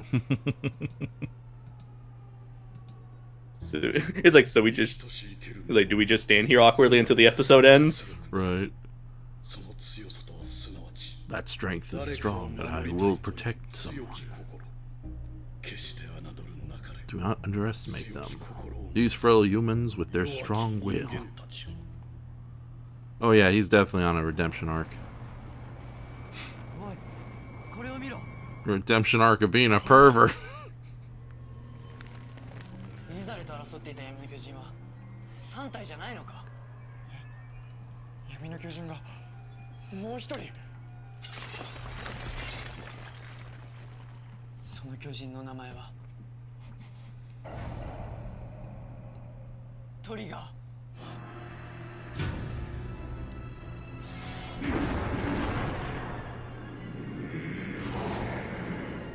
I guess this is where we're gonna get Dark Trigger. Yeah. Oh god, I didn't expect a full close-up right away. Neat. That's right, because Tiga was originally a bad guy before defecting to the good guys and fighting against his former allies. And they're repeating the same thing here. Yeah, they're essentially this whole entire series is essentially taking the Ultraman Tiga Final Odyssey movie, which was a finale to the TV show, and took that plot and stretched it across this new version, which is Trigger. Right. Okay, this happy, wholesome music ending to this footage of Darrgon and his terrible attempts to flirt. This is... Oh, God. It shouldn't work, but it does. No, it doesn't, Ralph. Okay. I'm a twisted person, okay. Oh, there's Zaragas with his new toy. I don't want! Death and destruction! Happy music! Me with my big shirts. Hold on, Laura said something pretty funny a little while ago. Oh yeah, well, first let's see what they're gonna preview next time. Hope it's more aliens trying to hook up Get with it on. young women. Yeah, Gangong, bring him back. Gango.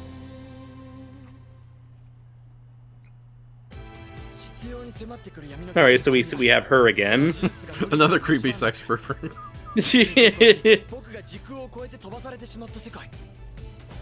Oh, neat.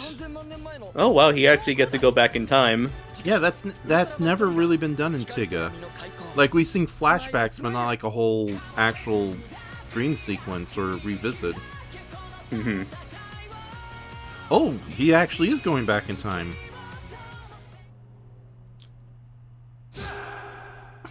Sorry about that. Don't worry, folks. There'll be less creepy sex perverts next time. Well, I've seen plenty of questionable Japanese media, and that was fairly fun. I'm happy I saw that. Yeah, I guess I'll agree. I'll concede to that. Yeah, because I know that in Japanese fiction there's an unfortunate habit of you might be able to confirm this or shed some light, but they think pervert attitudes is actually good comedy. But, well, I would say it's kind of interesting because it's like you take something like Dragon Ball Super, for instance, which features a character, Master Roshi, who is known for being one of his defining personality traits is that he's a pervert. Yeah. Yet for Dragon Ball Super, they attempted to downplay that to where they try to have him overcome his perversions. Yeah, which I think was for the better too. And however, I don't think that was made because Japan thought that was no longer funny. I think that was simply Toei being more internationally self-aware, and they did that in order to make the show more acceptable to an international market. So I do think that perhaps this sort of humor is still prevalent in Japan. Yeah. Maybe not to the degree that it once was, but it's still quite there. And as far as I know, when it comes to properties that they wish to that are specifically made for an international audience, they do definitely keep that in mind. Yeah, and also, yeah, you're right, because anime shows and anime TV shows that are strictly meant for a Japanese audience, especially the recent surge of harem-based isekai. Yeah, isekai, yeah. For those who don't know, isekai is essentially a genre where character dies, wakes up in a fantasy land, gets a whole bunch of girls and superpowers, and gets to have the ultimate. It's the literal escapist fantasy, and that's been like the big trend these days for the last several years. Yeah, unfortunately, some of that stuff can get into some pretty extreme levels of perversion, creepy sex pervertness. Yes. I love how you can't say any word; it always has to be creepy sex pervert. I blame Red Letter Media for that. Okay. Was that a Rich Evans quote or a Mike? No, that's a Mike quote. Okay. It's like, I remember he was like, "Why would Dom DeLuise be shirtless in a subway? Because he's a creepy sex pervert." Oh god, I love those guys. It's like, what do you mean, Rich Evans? Are you some kind of creepy sex pervert? Don't you? No backseats. Don't you do this on me? Oh god, I can't believe he has a girlfriend of all the people in the world. Oh my goodness. Okay, so all right, I like how you're on this one shot of Darrgon like walking towards the camera. It kind of reminds me of the ending credits theme to Kamen Rider Black. Well, it's a good shot, and also it really. I like Darrgon. I really come to like he's a goofy character, but he's an awesome goofy character, like the big brawny. Do you and you relate to his creepy sex pervertness? No, not at all. It's like, but I do think like the fact that he does have a sweet, gentle side underneath him is kind of a common trope you see in a lot of like muscular anime villains who secretly aren't fully bad guys. So. I will say that it is really funny for him to try to be, how would I say, gentle, but he doesn't know the first thing about being gentle, so he just comes off as overly aggressive. Yeah, like I said, it's like a little kid who just discovered you can play house, and he's way too damn excited about it. I'm gonna raise these kids by juggling them. I'm gonna love him and hug him and call him George. Meanwhile, he's just like squeezing the life out of the poor little animal. Oh my goodness, yeah, but no, well, for one thing, I am a sucker. Doomzilla, more like the not-so-gentle giant. He can't even get head pats right. Right, so... No. I was going to say that I always had a thing in tokusatsu of villains who... What? Sorry, Brayton said, is that Chris Evans or Mike Wazowski quote? No, I said Rich Evans. We're not doing the Chris Evans thing all over again. Yeah. Goji says creepy sex pervert is the night's phrase, apparently. Again, I blame Red Letter Media. Yeah, so... But no, I've always had a thing in tokusatsu. I always enjoyed it when like a villain reveals that they're secretly a decent guy, and then sometimes it leads to them actually joining the good guys at the end. And while I do fear for the ultimate fate of Darrgon... He's definitely going to die. He's going to end up sacrificing his life to protect the one he loves, and then he'll call out to the other guy and be like, you take care of her. Yeah, exactly. So, like, it'd be great if he lived and we get to see him in future Ultra projects, as a good guy. But, I don't know. No, we never get that. Yeah, unless they're marketed to be made for kids, like Avenger, that's never going to happen. Yeah, or it's like freaking, like, who would have, like, Gomora taking over the Ultraman franchise as the lead hero? That would never happen. Oh, wait a minute. Oh, no. Brain, I blame Raf Letter Media. Let's stop reading from Brayton. He's going to take every opportunity to attack me, but... Fine, I'll read Tokupunk, where he says, I'm sure Raf loved Car Ranger. Oh, God, I adore Car Ranger, like you would not believe. To me, that's... Of course, he enjoys Mike the Pizza Man. Well, not just that, but the whole series... Mike Stokowska the Pizza Man. No. Car Ranger for me, I hate to say it, I love that show so much because it's just the character writing was just, it's not the best character writing in Super Sentai. That honor goes to Koyu Ryuger. Kyo Ryuger. Kyo Ryuger. I was close enough. You could have let you it did slide it. You this got time. it. You got it now. You got it. All right. Well, I'm not going to do it again because I'm pissed off. But no, I think that series had the best writing. But Car Ranger has like the best comedic writing because the comedy isn't overdone kiddie sight gags like you get with like Abba Ranger and stuff of that nature. It's much more. I don't want to. It's definitely not subtle. I will not say it's subtle, but it's a little more sophisticated in its silliness. I think is the best way to describe Car Ranger. And yeah, I do love the idea that a lot of the villains were not really bad guys to begin with, just kind of idiots who didn't know any better. But they do eventually join our heroes and the results are pretty funny and hilarious, especially when you find out where all the characters went at the end. But yeah, no, I've always enjoyed that kind of recurring storyline in tokusatsu, especially when baseball is beloved by children around the world. How dare you use it for evil? Who said that? You? The Car Rangers. Oh yeah. Okay. Oh yeah, where they fought the monster who would later be known as not Babe Ruthless. God, Baseball Face. I know who you're talking about. One monster. You can use this image that I shared in the private chat. Oh god. I'll try to put it up, but yeah, I'll try to put it up. But yeah, no, I adore it in tokusatsu when these like huge monster characters end up becoming good guys or show a little more elements to their personality, regardless if they end up joining the good guys at the end or not.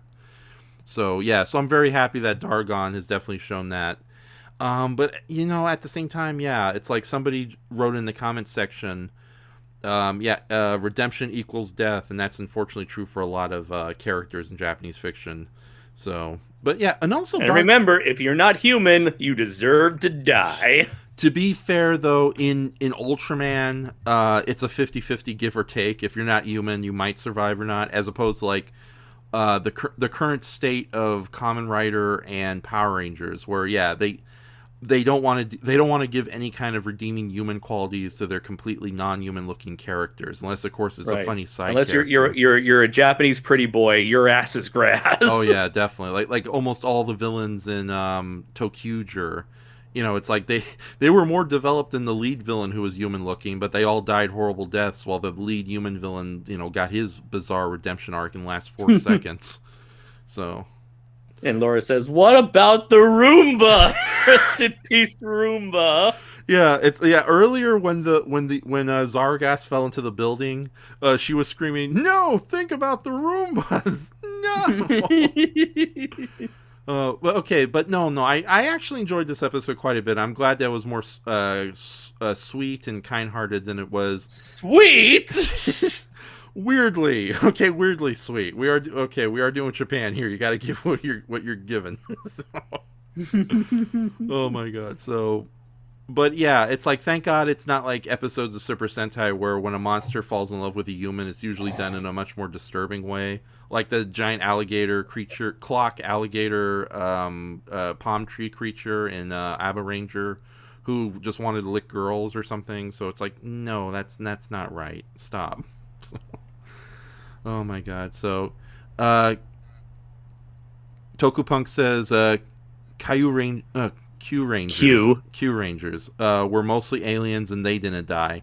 That is true, and they remain villainous for the most part, but they were sympathetic. No, I think he's referring to the Rangers themselves. Oh, okay. So, oh yeah, okay, I see what you're saying there. All right. So yeah, no, it was a wholesome little dumb episode. Okay, it could have been a lot worse. We've seen worse. Sword Art Online, for crying out loud. Oh my god. So what? But Konosuba. Yeah. Oh god. Oh my goodness. Anyways, what did you think of tonight's episode, Andres? It was a lot of fun, I would say. Mostly just making fun of it with you here constantly. And Laura says, given his kinda ex-girlfriend, maybe Raph relates to the guy more than we know. No, Laura, just she was high maintenance, I was low maintenance. I'll just put it there, okay? But yeah, it was a fun episode. I enjoyed seeing Zaragas coming back. They did our boy faithfully. It was really nice being able to see where he started from the bottom. Now he's here. It's very fun to see his first and latest appearance both in one go.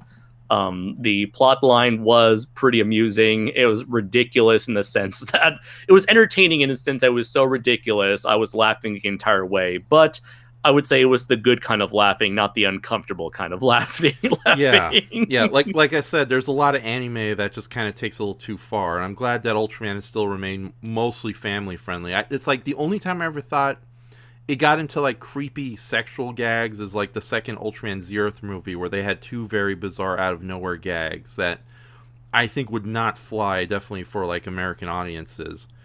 And I'm not even going to try to describe those in detail. So it's too creepy and sexy and perverted. Yeah, exactly. So, but with that said, it's like even Ultraman Nexus, who as dark and as scary and as violent as that show got, it never got into kind of the same extremes that we see with like a lot of other Japanese fiction. So yeah, I enjoyed this episode. Like this ranks up there with the 2 episodes featuring what's the name of that weird clown looking slug monster from Gokaiger, who turned out to be a good guy?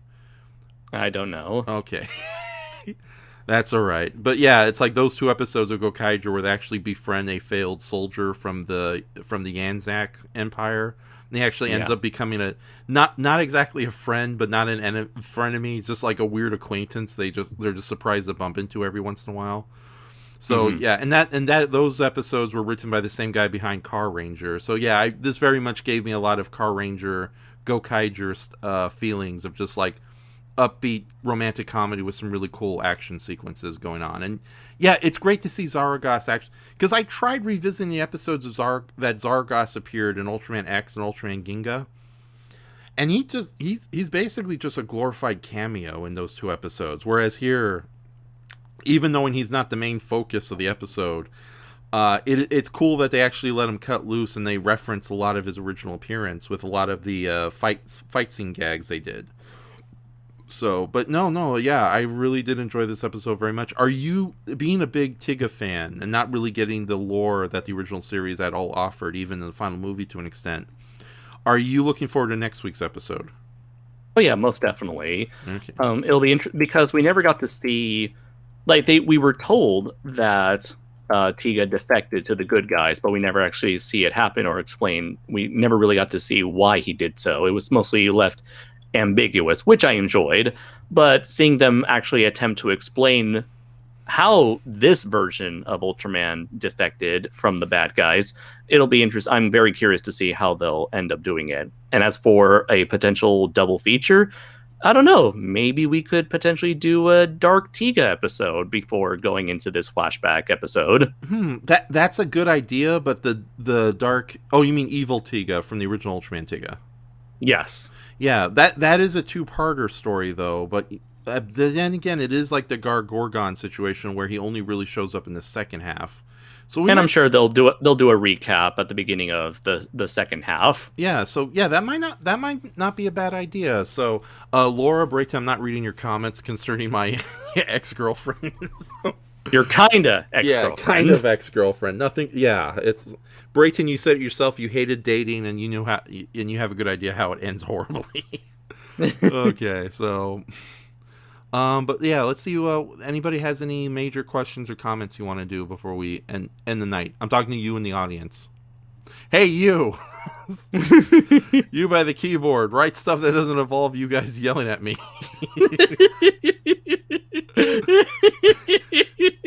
Oh, we just lost. Okay, I know what you're laughing at. Okay, Tokupunk Production says the Gokaiger Kaijin I was referring to earlier was called Jealous. Oh, that's a weird name. Jalausto, yeah, which is a play on the English word of jealous. And you're right, Toku. I did got the names Evil Tiga and Dark Tiga confused. I was referring to Evil Tiga. Yeah, that's okay. I was confused too. I tend to forget. It's like Darrgon, Doram, Camilla, Kamara. It's like, God damn it, just either. It's kind of like when remember, you know how recently in the Red Man comic they made like an evil Red Man, but who was all black. But of course they didn't call him what you'd think they'd call him. Even though they should have, the cowards. Oh my god. Black man! I don't think that would fly. Would it, Raph? Would it? Oh, in this America it was. Oh god. Yeah, it's like, oh god, it's sometimes you can still use the word black in a villain name, but not when it's like I said, Black Man doesn't work, but if you called it like villain. No, I was going to say Captain Black, but that doesn't work either, so. Anyways, no, I'm not reading your comments, Brayton. So, oh, God. So, yeah. I think it's about time to wrap things up. Yeah. I had a lot of fun, and there's no way. I will read this. Brayton is pretty. Black Superman would fly, literally. No, he literally is fly. Oh, yeah.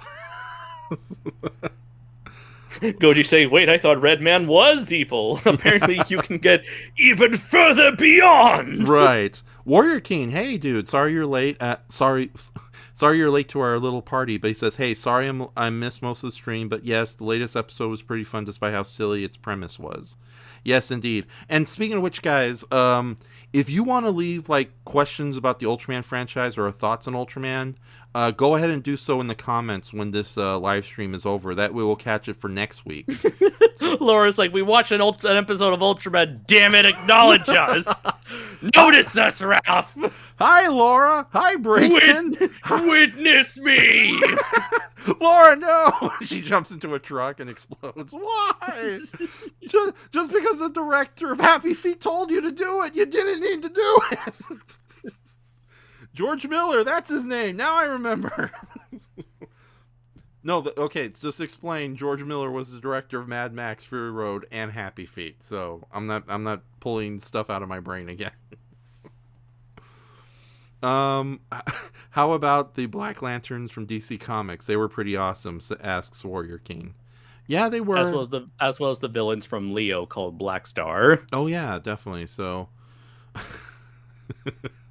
okay, but yeah, no, guys, it's always wonderful to have you guys around, and we will definitely see you next week. Like I said, if you want to send us some Ultraman-related questions ahead of time, by all means, just do it in the comments section when this video is publicly published after the live stream is over, and we will answer them last time. Goji say, I'll probably think of some questions for you Thursday night on Night Owling. Yes, like I said, I'm doing an episode of Night Owling this Tuesday night. It's going to be a late show, and it's just going to be me talking about some of my original characters. I figured it's about...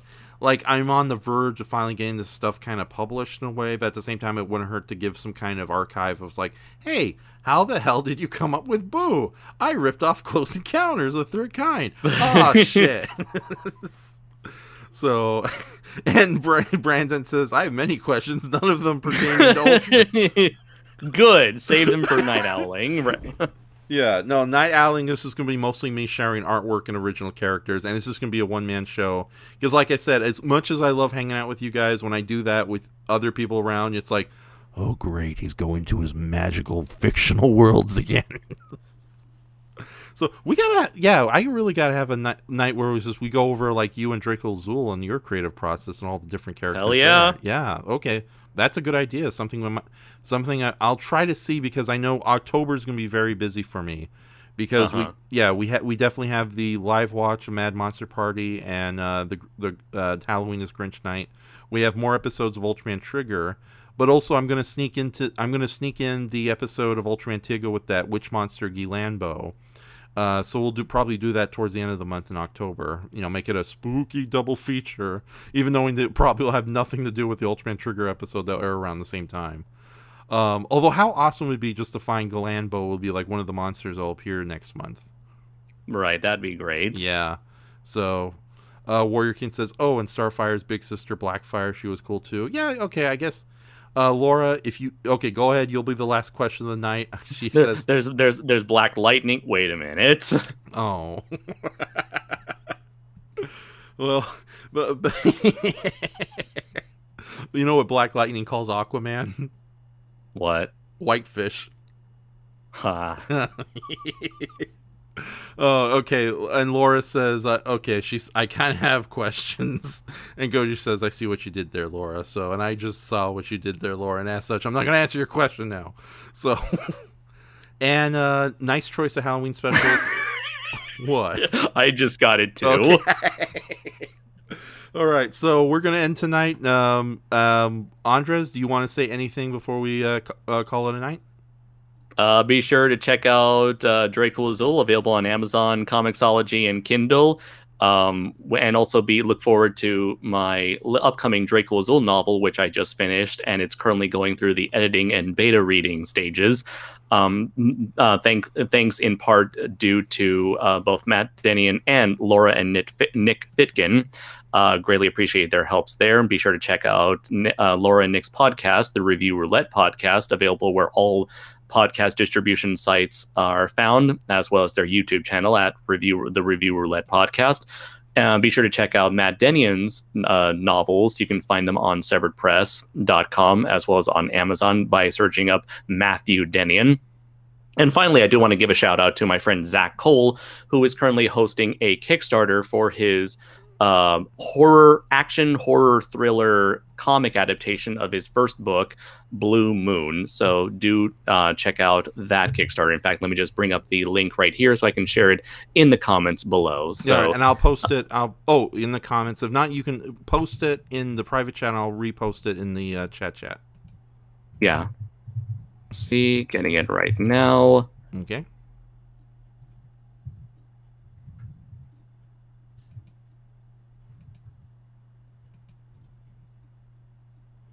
There we go. Okay.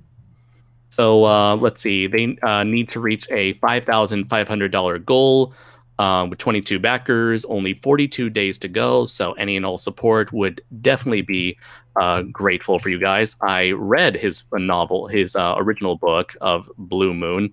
Highly enjoyed it, and it's the first of his series of books that would eventually include giant monsters, kaiju, and robots and aliens and all that kind of stuff. So cool. It's sort of like a big hodgepodge. It's like book series that he wants to adapt each one of them into a comic. He wants to bring together like a whole bunch of stuff that he enjoys from horror and sci-fi and giant monsters and bring it all together into a crazy universe, which he's already done in novel form. Now he wants to take it to the next level with comics, starting with the adaptation of his first book, Blue Moon. So please do support Zach Cole, my friend Zach Cole, and if you like what you see here, do also check out his books in the that are also available on Amazon. Right, and we just shared the link, Blue Moon, at the Kickstarter in the chat section, and I will update it in the description, as well as you, Andres. Go ahead and post it in the comment section when it's done. Already just did. In case. Okay, good man. Yes. Good man. So, okay.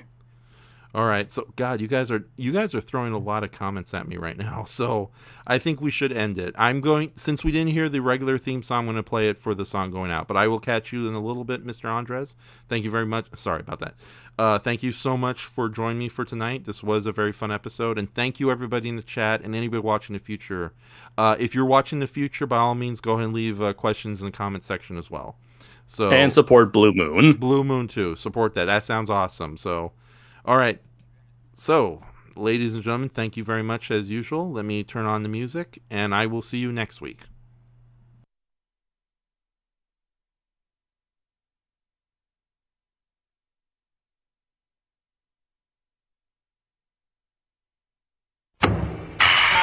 TPC alert. TPC alert.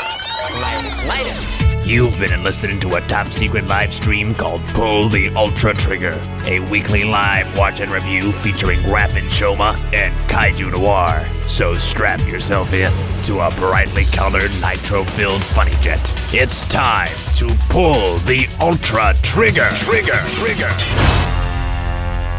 I made that with the bitmap on the Windies.